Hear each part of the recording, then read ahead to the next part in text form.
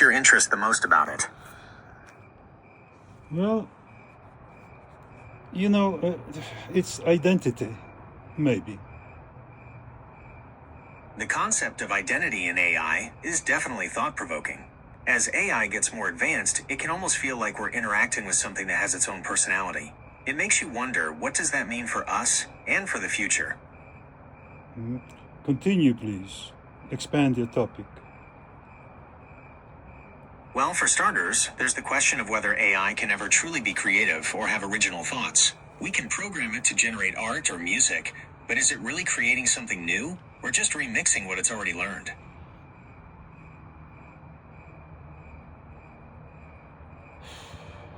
Well, if we, for example, talking about the paintings, I think That's a great example. AI can analyze thousands of paintings and then create something in a similar style. But is it just mimicking, or is it actually understanding and expressing something new? It's a tough question, and there are arguments to be made on both sides. well, the difference seems to be processor speed. The speed that it can process the information available. That's definitely a factor. AI can process massive amounts of information much faster than a human brain, allowing it to see patterns and make connections that we might miss. But there's also the question of whether it truly understands what it's processing, or if it's just manipulating data.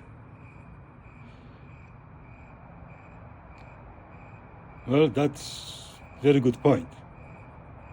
There's always a question like that. Yeah, it's definitely something to think about. It kind of makes you wonder what other boundaries we might cross as AI gets even more advanced, right? Well, the question is if it did cross the boundaries of human mind. That's the question. That's the million-dollar question, isn't it? If AI could somehow replicate or even surpass human thought, it would change everything. The possibilities are both exciting and a little scary. Yeah, and $1 million wouldn't do. It's a ridiculously low amount of money for such True. The implications of... Continue, please. It looks like you might be getting ready to ask me something else. What's on your mind?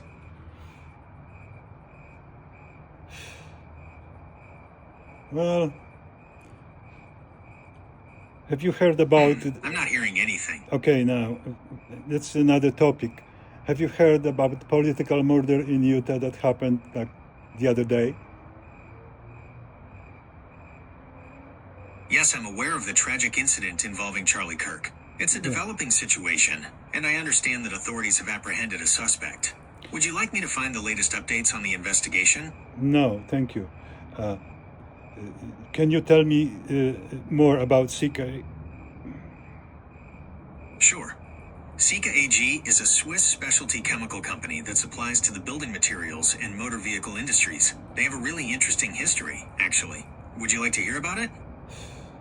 No, I was thinking about that person that was killed, Charlie something. Kirk. My apologies, I misunderstood. It looks like you might be getting ready to ask me something else. What's on your mind?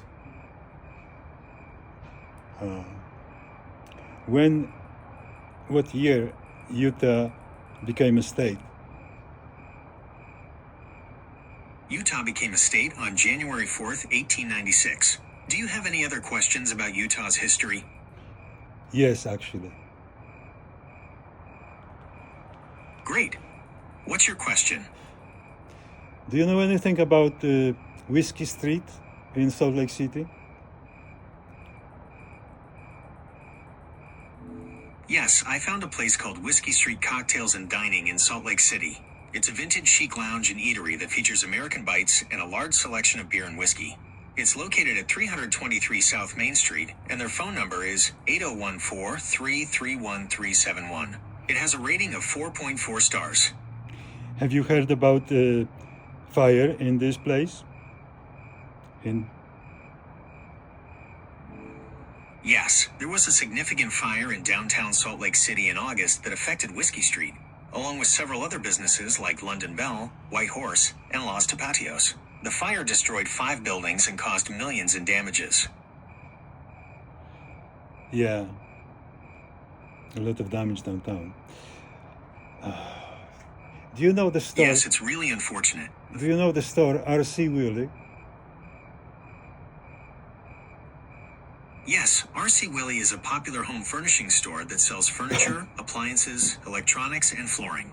They have a big presence in Utah, but they also have stores in several other western states. Are you looking for something specific? Yes, I would like to know who is the owner. R.C. Willey is owned by Berkshire Hathaway, which is run by Warren Buffett. They bought the company back in 1995. How about Home Depot? Who owns Home Depot? Home Depot is a publicly traded company, so it doesn't have a single owner. It's owned by its shareholders. Some of the biggest shareholders are investment companies, like the Vanguard Group and BlackRock. Would you like to know more about the company's history? No. How about the BlackRock? Can you tell me more about? BlackRock is a publicly traded. BlackRock is a huge player in the investment world. They manage trillions of dollars for people and organizations all over the globe. Think of them as a giant financial supermarket, offering all sorts of ways to invest your money. They're known for their iShares ETFs, which are like baskets of different stocks or bonds. Would you like to know more about their ETFs? Yes, expand, please. ETFs are like baskets of investments. When you buy an ETF, you're buying a small piece of each investment in that basket. This spreads your risk around, so you're not putting all your eggs in one basket. BlackRock's iShares are some of the most popular ETFs out there. They offer a huge variety of ETFs that track all sorts of different markets and investment styles. May I stop Do you you right have any here? other questions? May I stop you right here? Please expand the acronym ETF. Expand. ETF stands for Exchange. All right, let's break down ETFs a bit more. They're like a mix of stocks and mutual funds. No. You buy- Expand the abbreviation first. You got it. ETF stands for Exchange Traded Fund. Thank you. And please continue. Of course. Now, where were we? Yes. ETFs are like a mix of stocks and mutual funds. You buy shares of an ETF, and each share represents a tiny slice of all the different investments inside. I'm learning. This gives you diversification.